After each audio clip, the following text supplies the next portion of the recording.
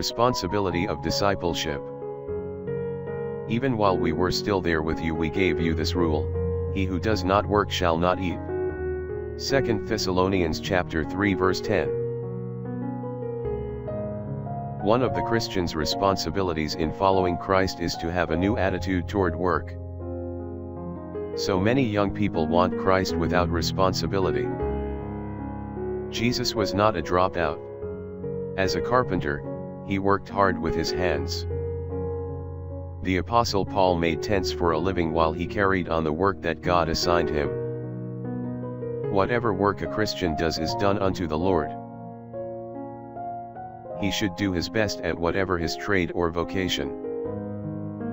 He should be faithful, clean, and honest. Prayer for the day. Thank you for teaching us that work is a blessing,